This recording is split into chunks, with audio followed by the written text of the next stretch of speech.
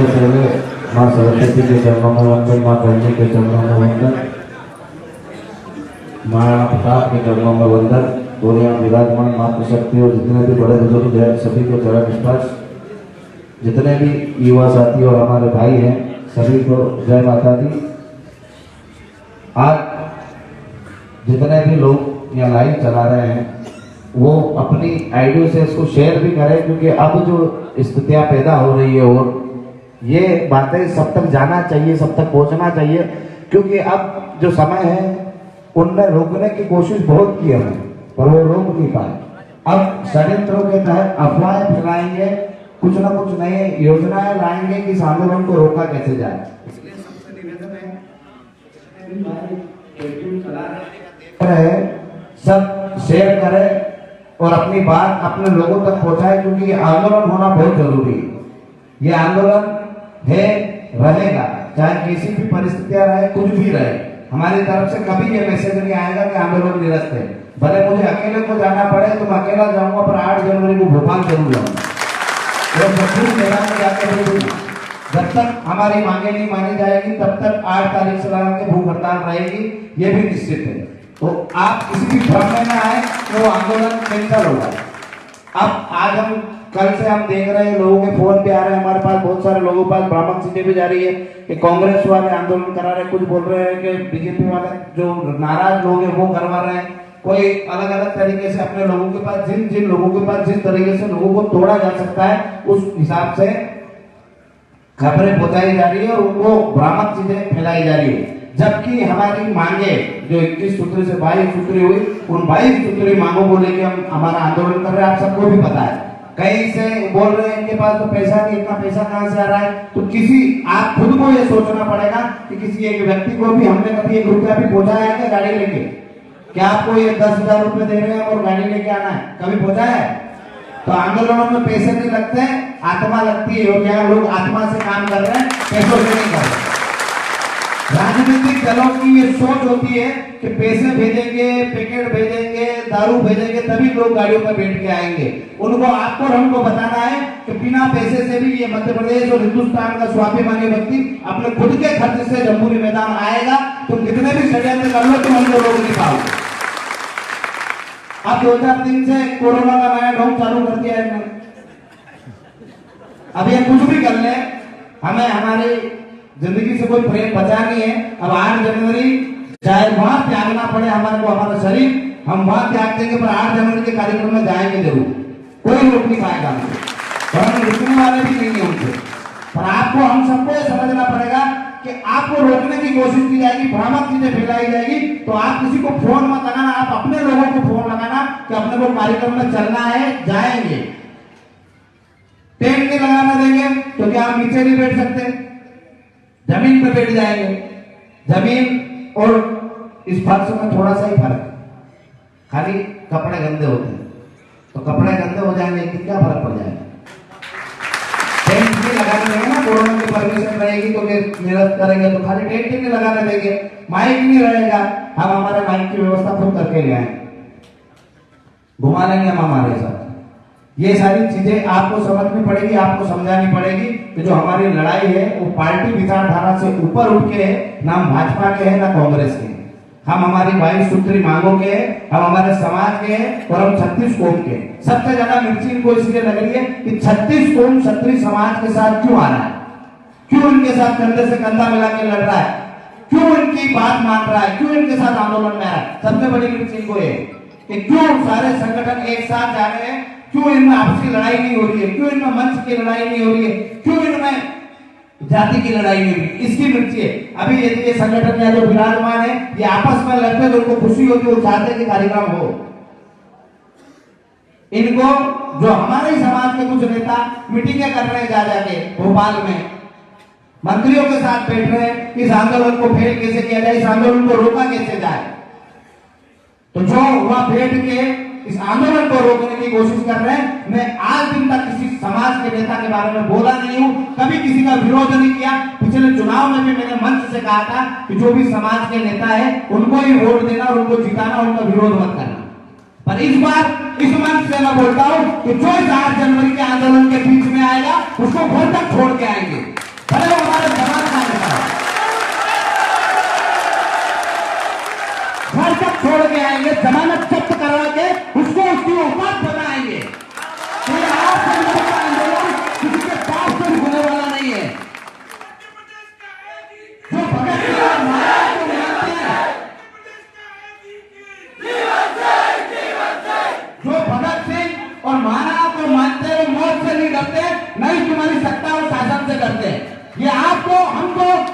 छाती पर चढ़ के बताना पड़ेगा।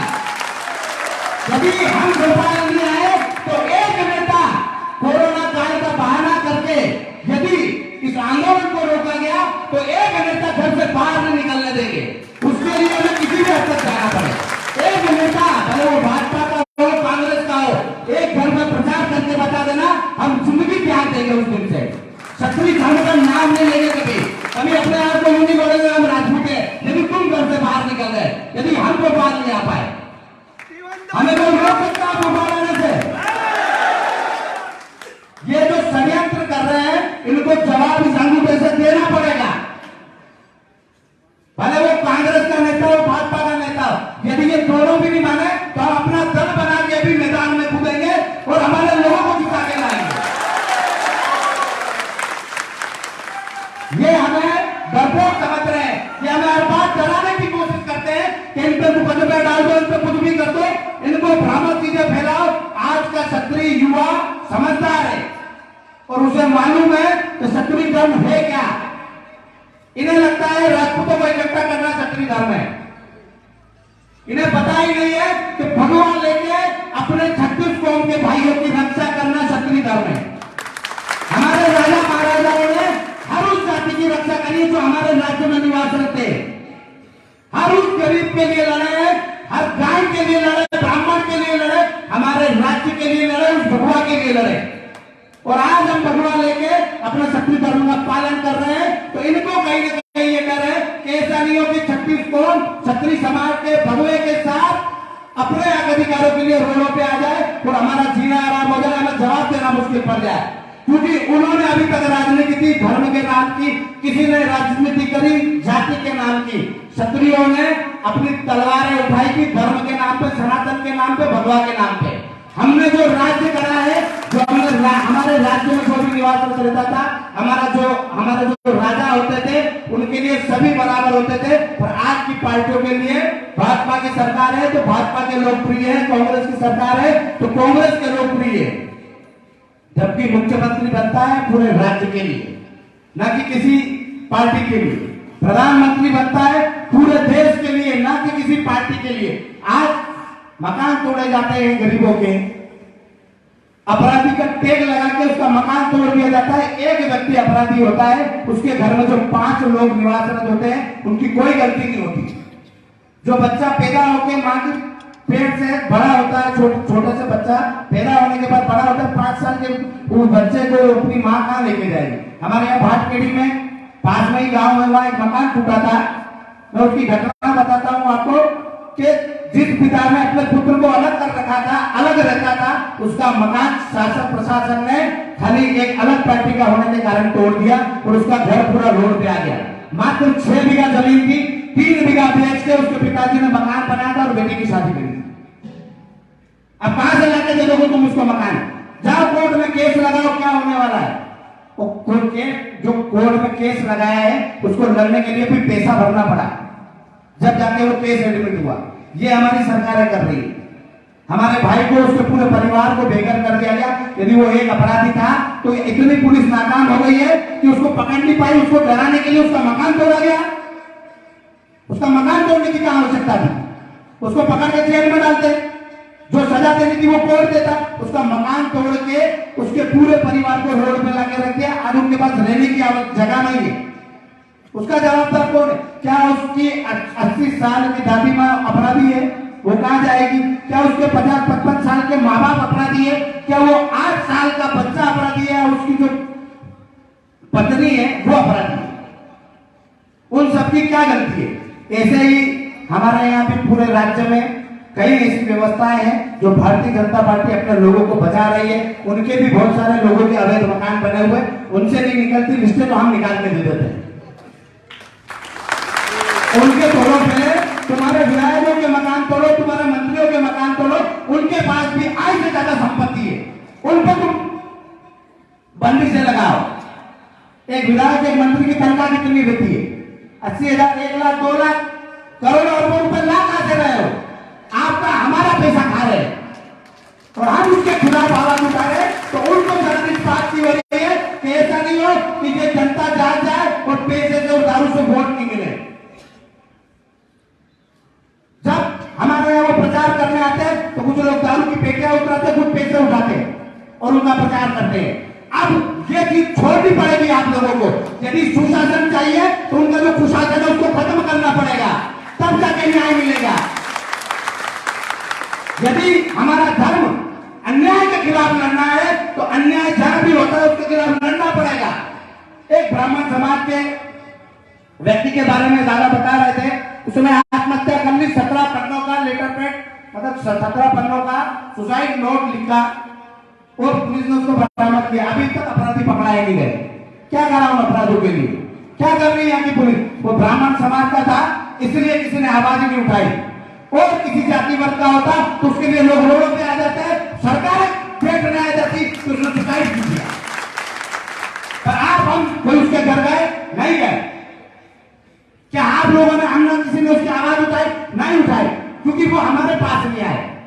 आपका हमारा ये कर्तव्य है कि यदि कहीं अन्याय होता है तो हमें बिना बुलाए जाके उसकी मदद करनी पड़ेगी। ऐसे बदलाव नहीं आएगा। यदि भगत सिंह जी ये सोच लेते कि मैं फांसी पे क्यों चढ़ूं, मैं तो सत्ता का सुख लूंगा, तो ये देश कभी आजाद नहीं होता। ये आजादी भगत सिंह, चंद्रशेखर आजाद जैसे कई क्रांतिकारियों के बलिदान की देन है। आंदोलन शांतिपूर्ण प्रिय भी हुए हैं और उग्र भी हुए हैं। जब जब जरूरत पड़ी तब हम महात्मा गांधी बन के भी काम करेंगे। और यदि लगा कि अंग्रेजों का वध करके ही क्रांति आएगी तो उस दिन वो रास्ता भी अपनाएंगे। पर आज ये आंदोलन गांधीवादी विचारधारा का आंदोलन है। आप हम सबको शांतिपूर्ण तरीके से आंदोलन करना है। हमारे आंदोलन को भड़काने की कोशिश की जाएगी, उसमें कई शरारती तत्व घुसने की कोशिश करेंगे कि ये जो शांतिपूर्ण आंदोलन है इसमें कहीं ना कहीं कोई ना कोई खोट लाए ताकि लोग अगली बार नहीं आए। जितने भी आंदोलन हुए हैं उग्र, एक एक बार ही हुए। हमारा ये चौथा आंदोलन है और बहुत सारी सफलताएं आप सब लोगों के सहयोग से हमें मिली भी है। 10% आरक्षण से हमारे बहुत सारे भाइयों का बना हुआ है, बहुत सारी नौकरियां लगी। तो आपको हमको उग्र नहीं होना है, शांतिपूर्ण तरीके से हमारे आंदोलन को करना है। हम जितनी कोशिश करेंगे, भले जो आमरण अनशन 8 तारीख से रहेगा, यदि हम उसमें मर भी जाते हैं तो 5 आदमी आमरण अनशन पर बैठेंगे। उनके मरने के बाद फिर 5 लोगों की नई टीम तैयार होगी। जब तक हमारी बात मानी नहीं जाएगी तब तक हम उठेंगे नहीं वहां से। पर ये नहीं हो तो 5 मर गए तो उनकी लाशों को लेके आग लगा दी देश में। आग नहीं लगाएंगे, जब तक बैठे रहेंगे जब तक हमारी मांगे पूरी नहीं होगी। 5 लोगों के बाद 5 नए आएंगे, उनके बाद फिर 5 आएंगे, क्योंकि भगत सिंह, चंद्रशेखर आजाद, सुखदेव, राजगुरु ये खाली 4-5 लोग नहीं थे। हजारों क्रांतिकारियों ने बलिदान दिया है, जब जाके ये देश आजाद हुआ है। और आज भी हम गुलामी की ओर अग्रसर हो रहे हैं और इस गुलामी को रोकना है, इस गुलामी से मुक्ति चाहिए तो बलिदानों का सिलसिला भी चालू करना पड़ेगा।